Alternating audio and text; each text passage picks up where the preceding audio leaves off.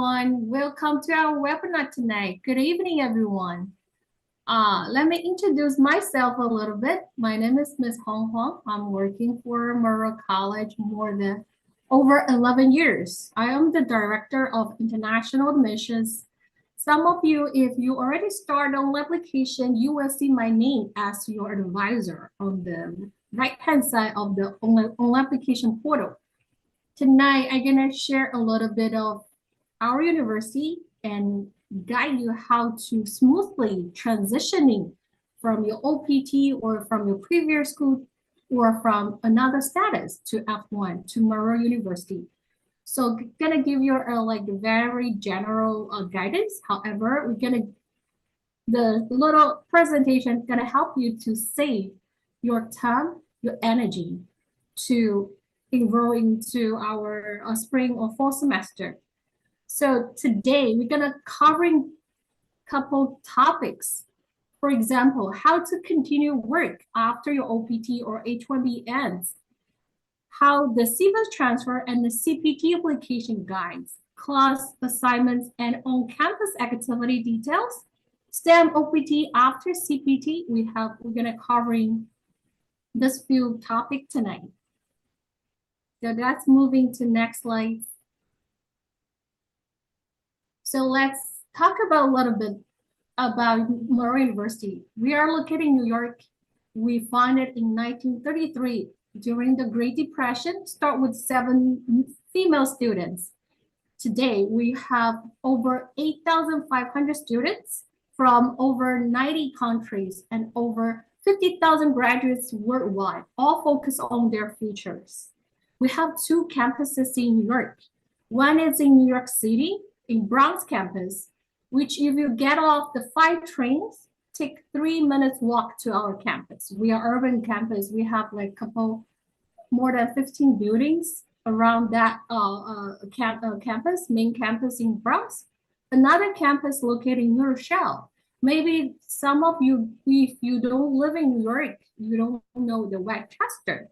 But I'm gonna tell you it's 30 minutes from Midtown Manhattan.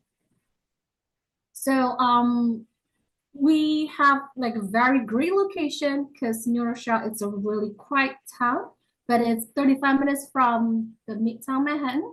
We have with restaurants, stores, entertainment complex in New York City nearby, and a walkable campus from a vibrant and convenient environment for all the students. If you guys interested in the hybrid program, you're gonna be located in New Rochelle during the weekend.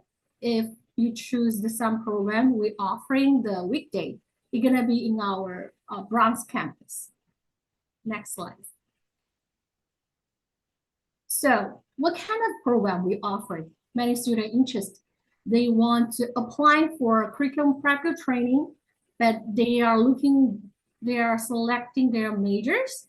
So let me tell you, what kind of major can you choose for the hybrid program for CPT?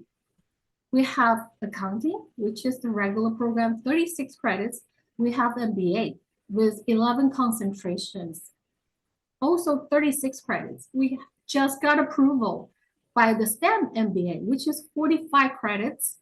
And you have these 2 MBA programs you can take during the weekday or the weekend. We have both options. We have computer science, which is a STEM program. We have data science. We have public health, which is 45 credits. It's considered as a STEM program, biostatistics major. We have master in healthcare administration. We have criminal justice, forensic psychology, public administration, and advanced certificate. All those programs I mentioned are qualified for full-time CPT start from the first semester. And 90% of the students will receive their CPT approval in the first week of the school starts, which is benefit to all the students who have the internship. They want to resume to the internship immediately. Okay, next slide. The application documents. It's really simple. Just copy of passport, a 500 words essay, a current resume, transcript from all prior educational institution, and diplomas, 2 recommendation letters. That's all we require for the master program. Next slide. Yeah, you pass to applying. First stage, you need to submit all required documents. You will get the admission decision around 3 business days. Some student lucky enough, maybe they got into the next stage. The second stage is a SEVIS transfer, because this SEVIS transfer involved in 2 institutions, the previous school and us. Some student might have the concern they want to shorten the gap between the previous, maybe OPT or CPT, release their record to Monroe University, and they're pushing us for the CPT at 20. However, if we didn't receive the previous school release your SEVIS record, we cannot generate I-22 student. So if it involves 2 institutions, we need to give more time to the previous school and us for processing. After we receive the school, the SEVIS record, we're gonna help student to get registered. We're gonna help send out the CPT guidance. What do you need to prepare? Who you need to contact? And where you need to submit. So after that, if the student receive the CPT, they can back to the internship or the workplace as soon as possible. Once they get that CPT I-20 from us, that's the official authorization letter. So like I said, it involved 2 universities, it involved 3 different departments. It takes 5 to 7 business days to process the CPT. If student want to, for example, get the CPT on or before April 29th, which is the spring semester, student has to release the record to us 5 to 7 days before the school starts. We are processing the class registration. We send out the CPT instruction. Students submit the CPT documents to my colleague, who will review all the documents and gonna verify the employer. And then the last stage is issue the CPT at 20. So that's the whole process. Next slide. So some students maybe have a little concern about the SEVIS transfer, because you need to, your record is with previous institution, you need to request for transfer. Each school has a unique code. If you want to request for transfer, you need to fill the form to requesting your current school to release your SEVIS data to the Monroe University. And the step is really simple. You simply click, you're gonna accept our offer, pay $100, accept this confirmation fee, submit the financial document to show the ability you have capable to study in the US with the funding, fill out the SEVIS transfer form, and then complete the first semester tuition payment.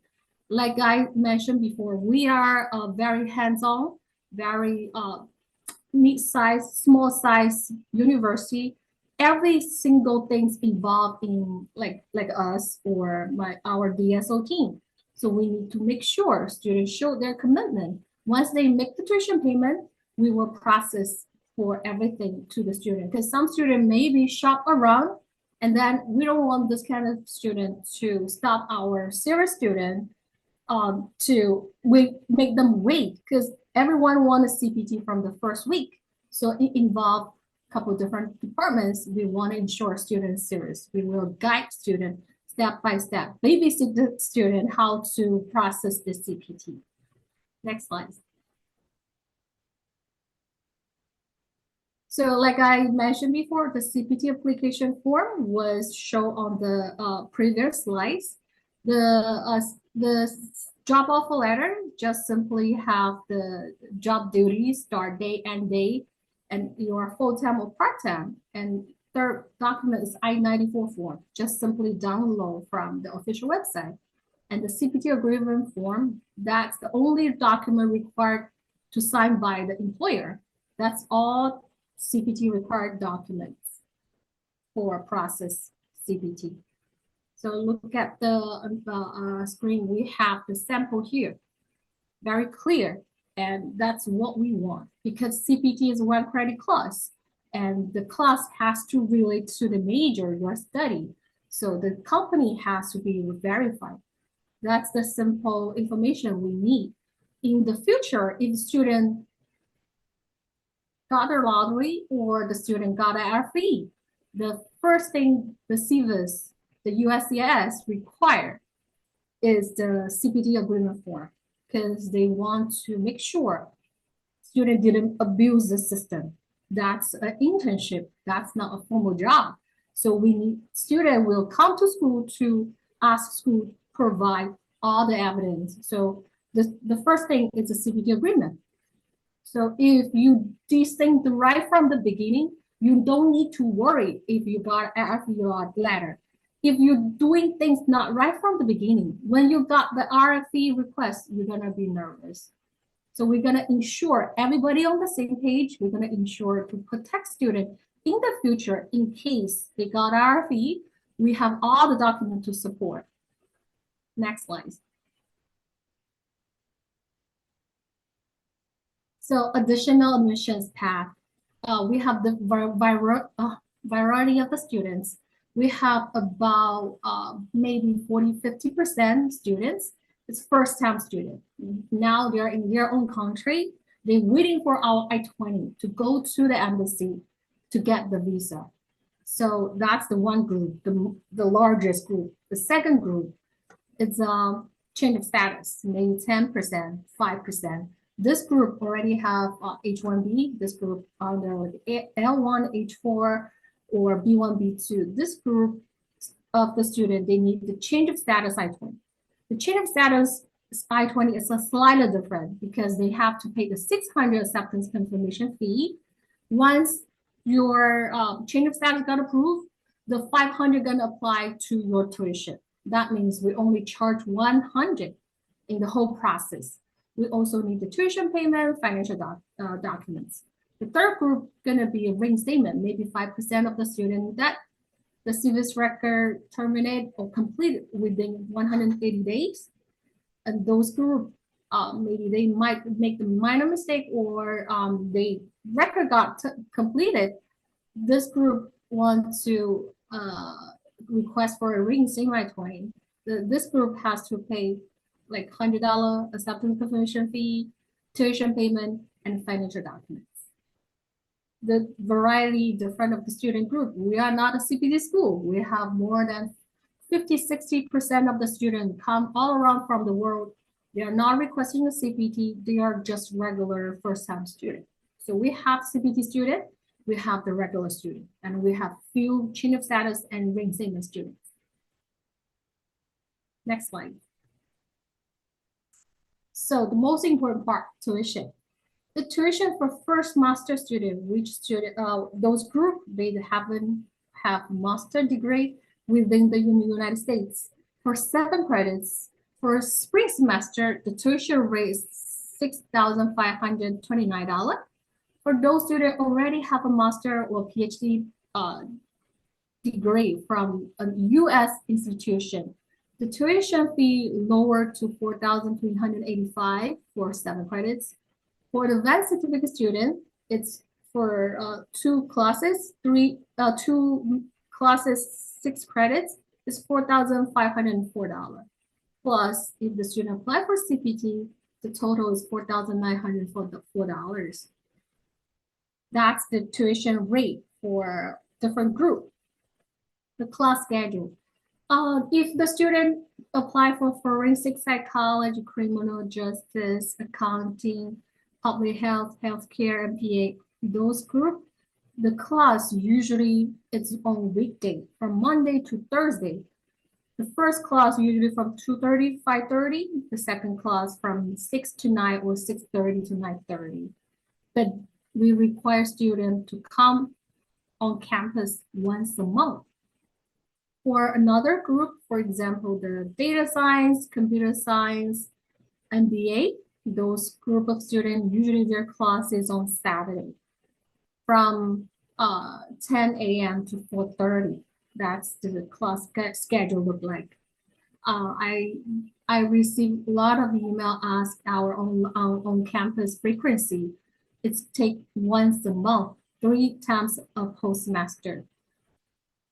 That's the study mode, hybrid mode for the student who interested. So each professor may have different requirements. Some professor for the major, they are maybe have more assignments. Some professor maybe they have a student to do more project, doesn't have that much homework to do. So it's different. I cannot tell you how many contact hours you need to do your homework because it depends on the professor.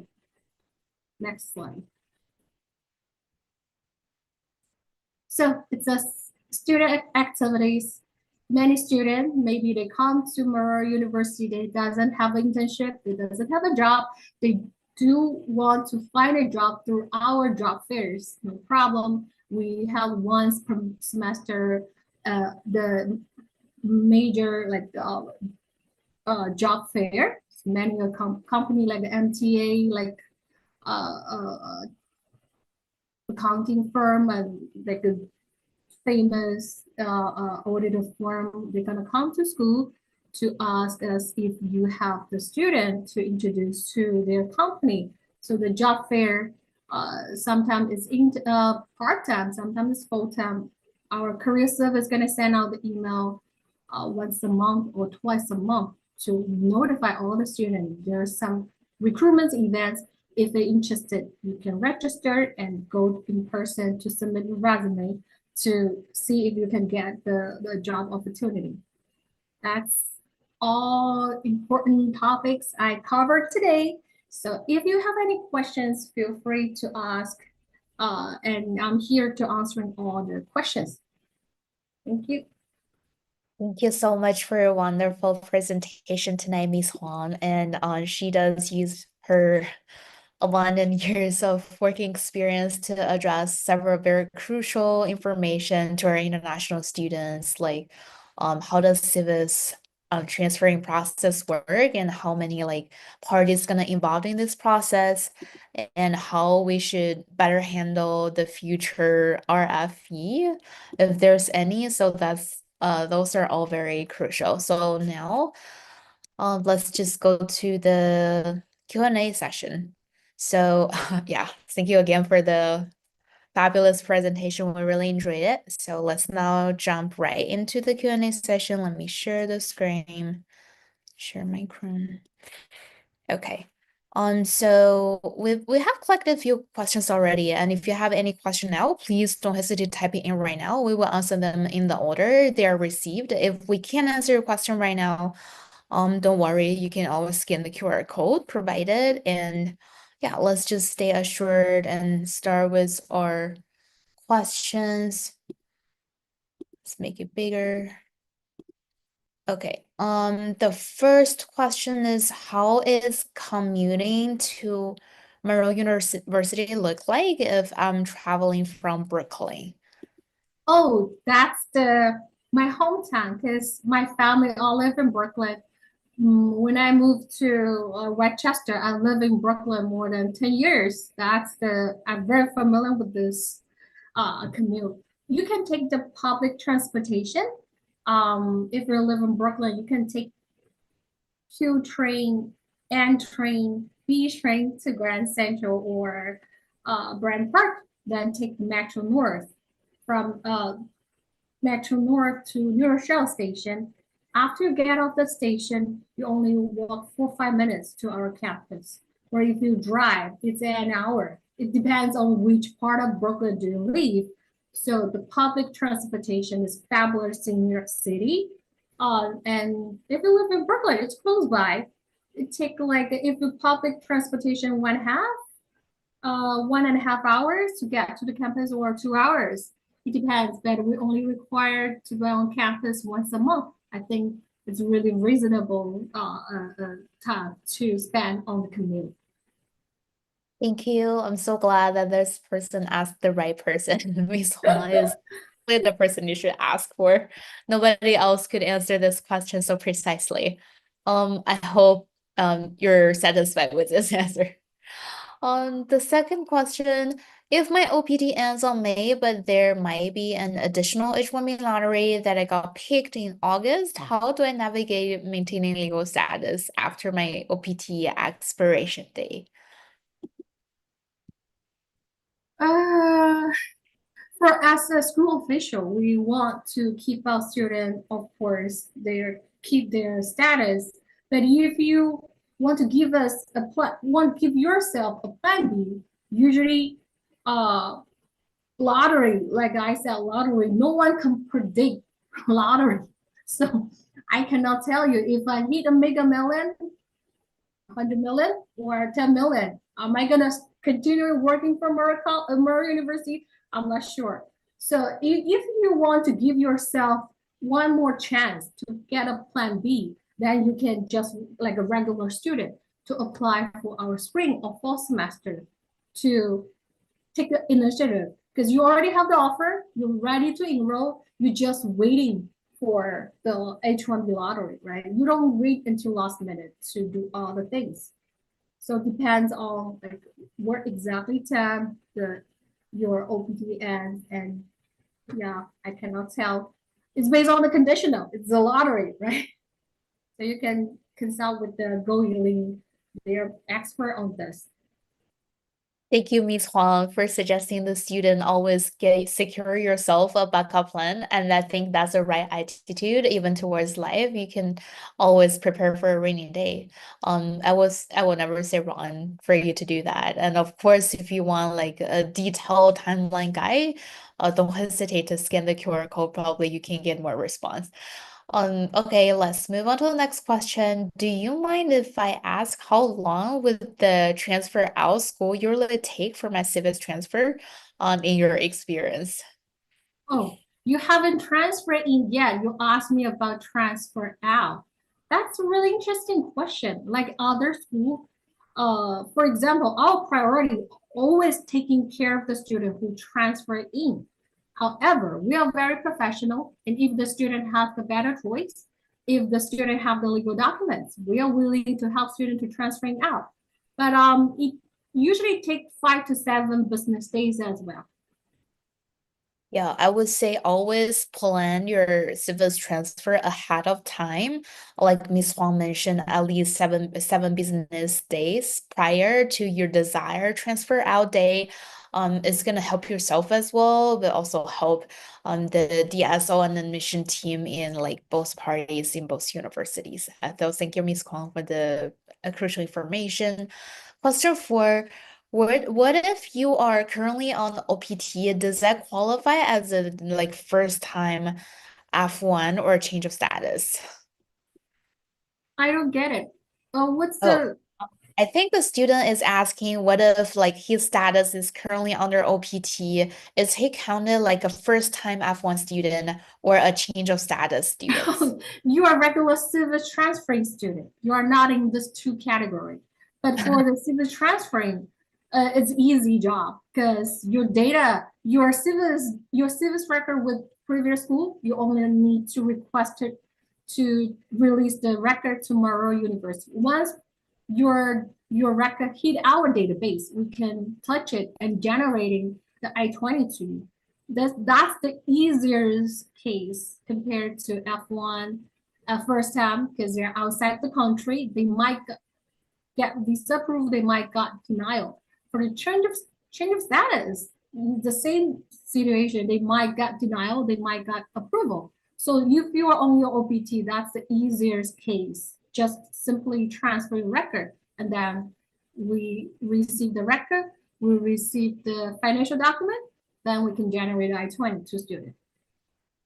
Thank you, Ms. Huang, for your professionalism in helping the student out. You do not belong to any of the categories. So OPT is also subject to F1 international student status. So currently you have an F1.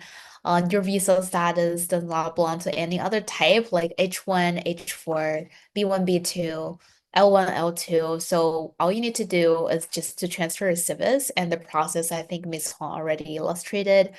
Yeah, so don't hesitate to start applying for Monroe because the CEVIS transfer process is the easiest compared with other types of change of status or initial F1 international students.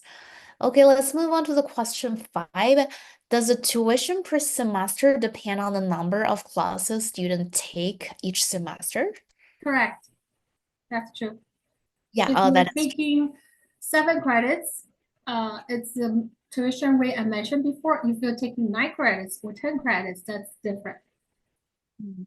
Yeah, like what Miss Huang showed, the tuition structure might varies depend on which major you're taken. And if you guys still remember the major slides, we have like several major like public health. They have STEM concentration and they have like they require 45 45 out credits, yeah. yeah, 45 36 credits, the study period gonna be shorter than 45 credits. So the tuition rate gonna be the same. Only if you already have a master degree from another US institution or the first time a student. But the credits is different. That depends how many credits you want to take each semester. Mhm. Yeah, probably if you want to follow up with your first question, just go to our consultant and tell us which major specifically you want to dive into. Okay, next question. I know that full-time CPT for both year makes me ineligible for STEM OPT extension, but is there any way to work around it? That's conditional because I don't know about the whole picture of your story. Because if you never used your master level OPT, then you eligible apply for OPT after you graduate, right? That's one situation. Second situation is you already use up your master level OPT, and then you come back to school, you only allowed to use the CPT. But in your first case, you cannot take in full-time CPT more than a year for during the program. If you're taking the full-time CPT more than a year, then you're lost the opportunity to apply for OPT. I don't think there's a magic for that. If you want to taking 2 years of the full-time CPT and you're still eligible for OPT, that's the regulation from USCIS. You, Miss Huang, for putting this very logically. So, probably you want to think about which category do you belong to, and if the like the first category like Miss Huang mentioned, and then we would usually suggest you do not work full time on your CPT for more than one academic year. Okay, let's move on to the next question. Can we pay the tuition using a credit card? Yes, and usually majority of the school they charge for the credit fee. You're using credit card, charge 4.5% or 3% of the fee applied to the credit card. For us, we don't charge anything. If you pay by cash, debit card, or wire transfer, or credit card, or the same, we don't charge a fee for the credit card payment. That's very cool. Yeah, so Monroe University is super responsive and supportive. And I would say we've been having always a pleasant working experience with Monroe. Always encourage you guys to go with Monroe University. Okay, next question. What happens if you miss one in-person class? I guess this person is worrying if he missed one in-person class, will this like Already. Yeah, like we receive so many students email or in person, they come in person to us about this kind of issue. Let's look at the big environment out there. Now we are under the new administration, so you know that nowadays many things got more restrict. If you do not want to put in yourself in a risk situation, do not miss any class because that's benefit for your future. Because you never know if you got RFE or you got in the future you apply green card or something. They ask you to provide the evidence because we only require 3 times a semester. That's really rational and reasonable in-person class. So if you miss the class, if you haven't missed the class, I highly recommend you do not doing this. If you already missed the class, you need to contact the advisor, provide the evidence. For example, this is doctor notes. I was sick, or I was in hospital, or I was like some like you provide the evidence for your keep the record for yourself and for school in the future. If anything happens, that's protect you. So why we require in-person class? Because that's based on the USCIS regulation. We don't want to come to in-person class every Saturday, or because when student in person have in-person class, our office, everyone gonna be there. Our DSOs, our advisor, our admissions, and the front desk, everyone gonna be there to doing the overtime, because usually we don't open on Saturday. But because of the student coming in person, we want to answering all the questions. We want to help all the students. So we be there on Saturdays if the student need the like in-person class. So if we are sacrifice our weekends to show up to help all the students, so don't miss any class. If that if you miss the class, you put yourself in a very risk situation, because now the new administration like not fair for the hybrid program. So if you want to keep in a good standing, a good status, I don't recommend at all to miss any class. Thank you, Ms. Huang. I truly believe Ms. Huang's recommendation is for international students consideration, especially under nowadays Trump's administration. Every international students probably want to feel um more aware of what's happening of the newest regulation. So yeah, thank you, Ms. Song, again for letting international students know the logic behind our stricter regulations and rules. Okay, let's move on to the next question. Is there an option to attend weekly in-person class format if I apply for the like hybrid Oh masters? yeah, there if we have enough students want to have the weekly classes, yeah, we will open up, because before the COVID, students required to be on campus twice a week. Students need to attending the class, have to come in person twice a week. Just after COVID, because COVID, we use Zoom, right? We know like some big tech companies, some company allow staff to work from home. Like the same situation for Monroe University. If we have enough students want to choose the weekly classes, we will open up the class for this group of students. We definitely like want student to be campus every week. You, Ms. Hong. So, as far as we know, is this possible? So, if you prefer weekly classes, just let your admission advisor know that you have this preference, and we can work together to help you schedule it out. Question number 10. How can I show I have legal working authorization to my employer before I really start CPT? No, because the CPT I-20 is a legal document to show to the employer. If you haven't had that, then you don't have any legal status to work. So you need to waiting on the CPT I-20. If you want to show your employer, then you can explain this process to them, and you can prepare everything in advance, then show the I-20 to them. I believe I-20 is strong enough as a like legal documents to signify your good standing with like international student status. But if you want the actual CPT, that must happen like follows your enrollment, happens after your enrollment. So if you do need more guidance on how to like better educating your employer, please reach out to our consultant. We created some blogs or information online to help you like better navigate your employers through the compliance of using CPT.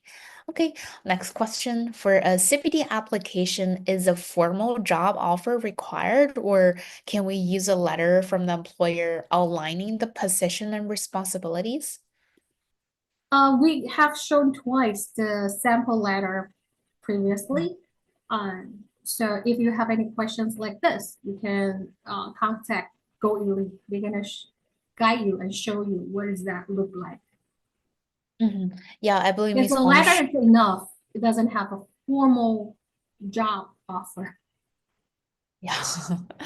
Thank you, Ms. Huang. So don't hesitate to reach back to us. We can like reshare the job offer sample that Ms. Huang just provided. You do need to include several very crucial information on your job offer letter. Next question, does Monroe University provide DBA program? So far we haven't offering the DBA yet. Hopefully in the near future, if enough students inquire about this. Yes.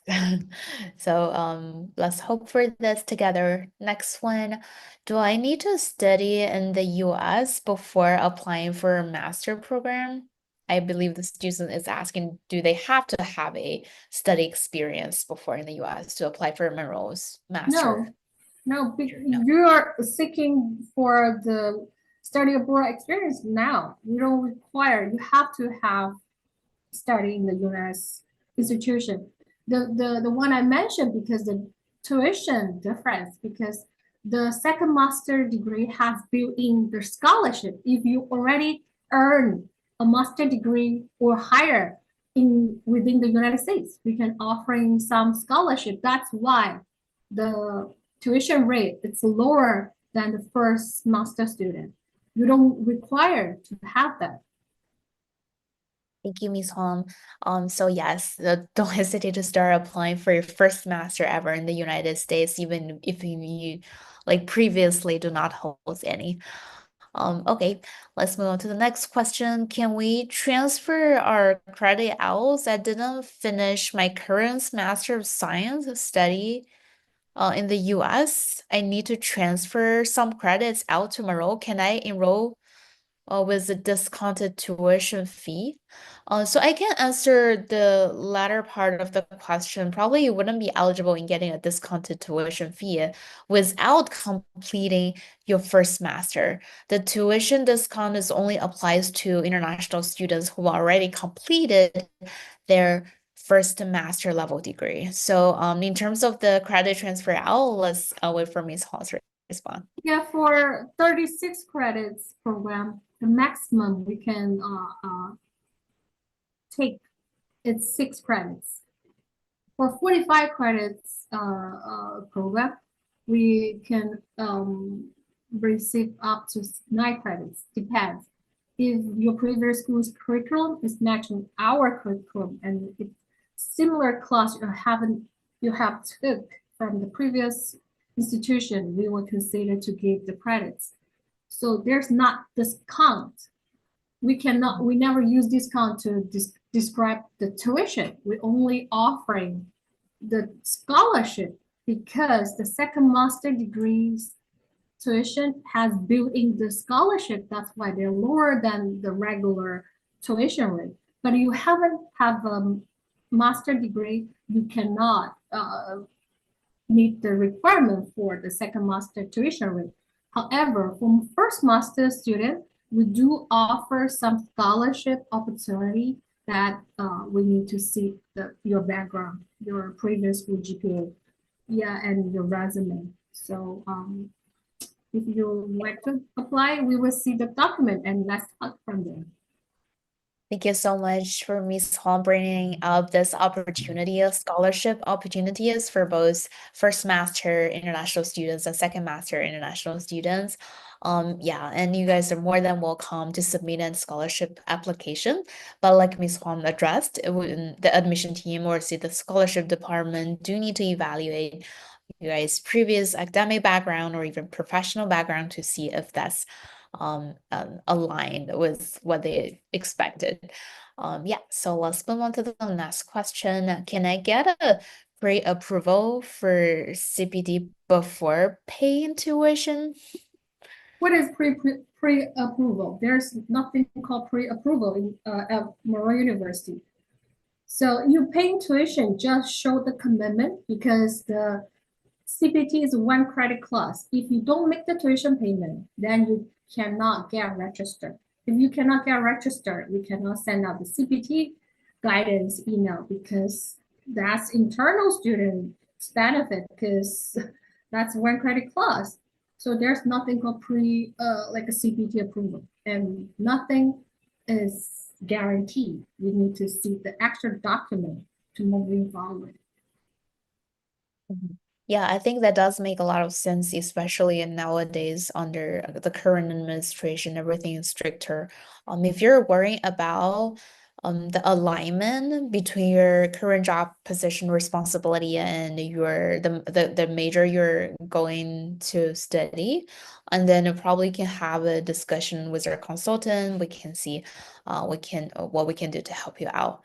Okay, question number 16. Do you have a CPT program that would match with registered nurse job? Um, we offering the Master of Public Health.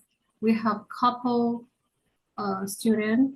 It's a registered nurse enrolling in this program, and I would say the CPT approval rate could be 100% or 99% because even though they're a registered nurse, their job responsibility, job duties, it's related to the field they're studying. So if you're interested, you can think about healthcare administration or public health program. We have a lot of nurse, maybe over double digit current student enroll, registered nurse enroll in these two programs. Thank you, Ms. Huang. It's always exciting to see we actually do have some successful examples currently existing in Monroe University. So that's a very good sign. Actually, we're reaching our limit to tonight's webinar. Ms. Huang, would you like to address several, like two more questions to Sure, just no problem. Thank you for your generosity. Okay, next one. Does the university reinstate undergraduate students who fell out of status due to school errors? Yes, Yes. Oh, that's great. we will So see the whole picture of the student. And if the student is out of status because of the school's error, we will help student to reinstate. Mhm. Thank you, Ms. Huang, for being so supportive. And our GoElite would also love to help in terms of the process, probably describe your situation to our educational consultants so that we will help you like better navigate years through this situation. Okay, next question. If you use CPT part-time until the end of the program, are you still qualify for your OPT after graduation? I guess the Yes, students just apply for first master, right? yes, Yes. yes. Because the part-time CPT doesn't affect the OPT application, only the full-time CPT. So if, let's say, your entire program is 2.5 years, you use 2.5 years part-time, it doesn't affect. If you use like a full-time, you're gonna affect the OPT application. So if CPT, part-time CPT doesn't hurt anything. Okay, thank you, Ms. Huang. I'm so glad the last two question answers were both yes. So giving you guys more hope in successfully embark your study journey at Monroe University. And let's thank Ms. Huang again for tonight's wonderful webinar. And thank you guys for joining it. And I believe we put out like a tons of very valuable and information. So I hope that bring you guys more confidence in applying for Merrill University. Yeah, Yeah, that's thank you for joining us tonight, and thank you all the interested students because you guys are very smart. If you guys apply, I believe you guys in the first group that we taking care for CPT application. Why? Because you guys take the time to join the webinar to learn more things to ensure everything goes smoothly, and you're smarter than other didn't join a little bit. Ms. Thank you so Huang. much for Great tonight. affirmation. That's really lovely and sweet. Thank you. Bye. Once every day, well, ever attend, you have a great night. Thank you. Bye. Bye, everyone.